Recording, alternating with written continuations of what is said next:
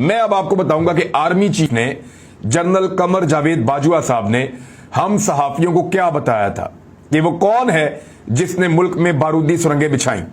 क्या शहबाज शरीफ का बयान ठीक है कि इमरान खान ने बारूदी सुरंगें बिछाई, या इमरान खान का बयान ठीक है कि नवाज शरीफ ने और नून लीग ने इमरान खान के आने से पहले बारूदी सुरंगें बिछाई।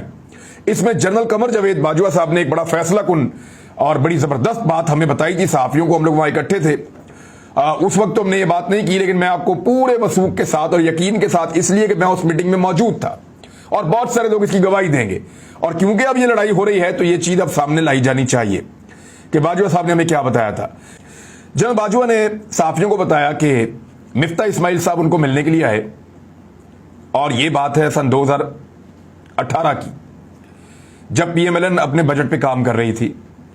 शाहिद खाकान अब्बासी साहब वजीर आज़म पाकिस्तान बन चुके थे, इसहाक डार साहब पाकिस्तान से भाग चुके थे, और मिफ्ता इस्माइल साहब जो हैं वो उस वक्त वजीर खजाना के कलमदान पे विराजमान थे, और बजट की तैयारियां चल रही थी। ये वो टाइम है, हर बजट के लिए जो वजीर खजाना है वो एक दफा जीएचक्यू में जाता है और फौज के साथ उसके मुज़ाकरात होते हैं। ये एक सेट पैटर्न है, सब जाते हैं, सब मिलते हैं, और क्योंकि बजट का बड़ा हिस्सा दिफाई भी है तो इसलिए वहां कुछ चीजें तय होती हैं।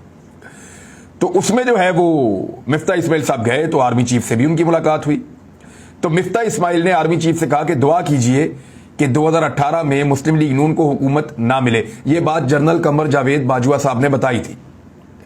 जैसे थोड़े दिन पहले कहा ना वो चौधरी गुलाम हुसैन साहब ने कि जनरल कमर जावेद बाजवा साहब ने यह बताया, और मैं दावे के साथ कहता हूं कि वो कहें कि उन्होंने नहीं बताया मुझे, कि जो 19 अरब डॉलर चाइना से आए थे उनमें से सीधे सीधे आधे पैसे ये नून लीग वाले खा गए थे, इनकी जेबों में चला गया था। ये जनरल बाजवा साहब ने बताया था चौधरी गुलाम हुसैन साहब को।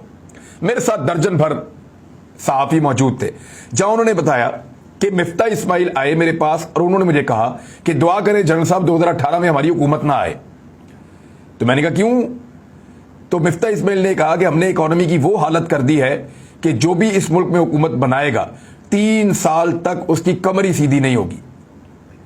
इसहाक डार इस इकोनॉमी में ऐसी माइंड्स लगा गए हैं, ऐसा बेड़ा गर्क करके गए इस इकोनॉमी का, और ऐसे घिनौने तजर्बे करके गए हैं। और जनरल बाजवा साहब जाती तौर पे, क्योंकि वो ये बात कर रहे थे तो हमने इससे ये असेसमेंट ली कि वो जाती तौर पे बहुत खिलाफ है इसहाक डार के, कि इसहाक डार ने पाकिस्तान की इकोनॉमी को तबाह बर्बाद कर दिया है। इस मौका पर जनरल बाजवा साहब ने ये वाली मिसाल देके हमें बताया था कि दुआ कीजिएगा कि हमारी हुकूमत ना आए 2018 में। अगर हमारी हुकूमत आ गई तो हम नहीं संभाल पाएंगे इकोनॉमी, क्योंकि जो भी आएगा 3 साल तक उसकी कमर ही सीधी नहीं हो पाएगी जो इसहाक डार इस इकोनॉमी के साथ करके गया है। ये मिफ्ता इस्माइल ने आर्मी चीफ को बताया, और आर्मी चीफ ने हमें बताया। तो ये अब किसने किसके लिए माइंड्स बिछाई ये तो पता चल गया आपको, लेकिन चले इसमें एक चीज आपको और भी बता देते हैं। आपको ये बता देते हैं कि एक्चुअली मईशत की सूरत हाल क्या है। जब पीएमएलएन की हुकूमत खत्म हुई तो 7 अरब डॉलर के जखायर वो छोड़कर गए थे। 7 अरब डॉलर के जखायर उन्होंने छोड़े थे जब पीएमएलएन की हुकूमत खत्म हुई थी।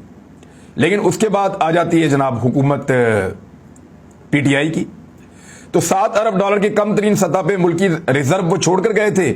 पीटीआई इसको अगस्त 2021 तक 20 अरब डॉलर तक ले गई थी। बाद में तेल की कीमतें बढ़ी तो उनको बैलेंस करना पड़ा, पेमेंट को थोड़ा कम हुआ, लेकिन जब मार्च 2022 आया तो ये रिजर्व 16 अरब डॉलर तक थे, उससे ज्यादा थे, 16 अरब डॉलर से ज्यादा थे जब शहबाज शरीफ ने हुकूमत छीनने की कोशिश की और हुकूमत लेना शुरू की और हुकूमत ले ली।